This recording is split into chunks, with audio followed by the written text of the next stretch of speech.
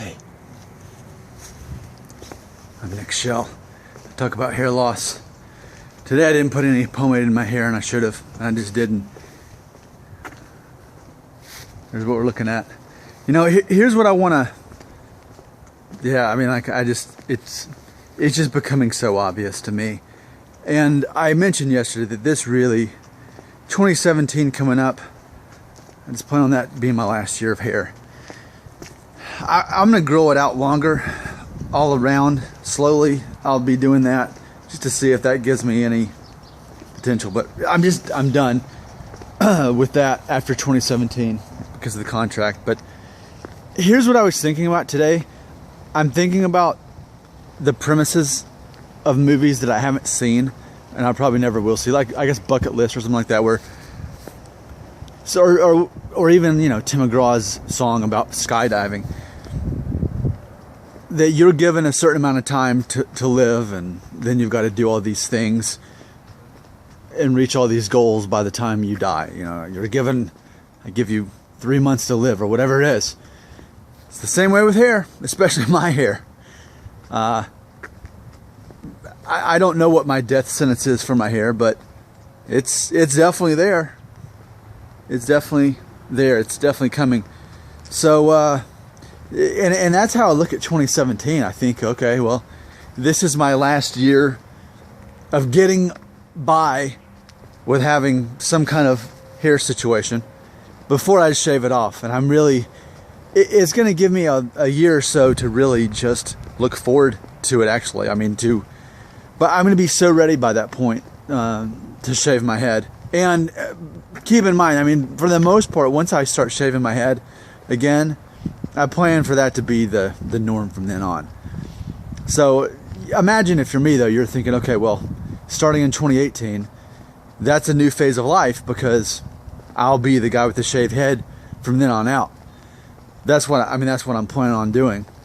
Granted, I will say this for what it's worth. In addition to not having pomade, I didn't. I took a nap during my lunch break, so it's not looking the best. But this is me on a bad hair day, so it makes my point even more valid that I plan to retire my hair in 2018.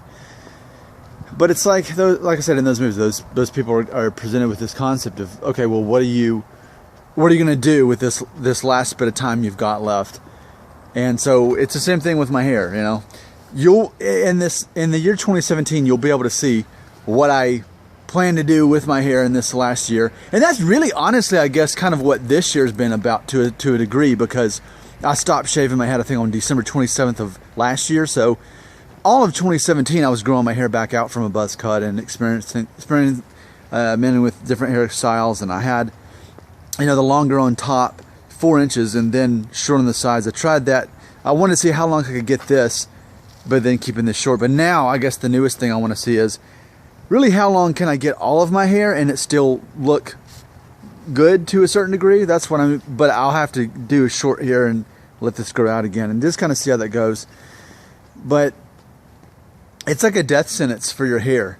And I'm not necessarily trying to be funny. I'm actually trying to, I think, be serious. I'm not sure. But I think that if we're all honest with ourselves, the moment we realize that we are losing our hair, to a degree, it is kind of like a death sentence for our hair. We know that our days are numbered, and you know, it's just like if someone's told, okay, you got cancer, you've got 6 months to live. Well, you may have 6 months, you may have more, you may have less, but it's kind of that way with your hair. I mean, when you get as far as I'm going back here, and it just greatly kind of limits what you can do, because I feel that basically I can keep it pretty short or I can shave it, and other than that, it's kind of maintenance. Or again, I'm making it worse today because I don't have pomade in it, and I was just too lazy to do it. But let's process that. I mean, I think that's a fair assessment. Just like someone who is told they've only got a certain amount of time to live, I think it's the same way with our hair, where we realize at some point we've only got a certain amount of time before we have to move on. So I do plan to retire my hair in 2018. So here's the 2017, the last year of having hair. I mean, look at this. It just like clumps, you know, clumps there. We've got the thinning here. See, we can't do that. I'd rather just shave it. But if you know me well enough, and you've been keeping up with me well enough, you know about the contract and why I've got to do that. I'm not going to talk about it anymore because it's in the contract not to talk about it. All right, the death sentence of hair. Process that title. I think that's a good concept.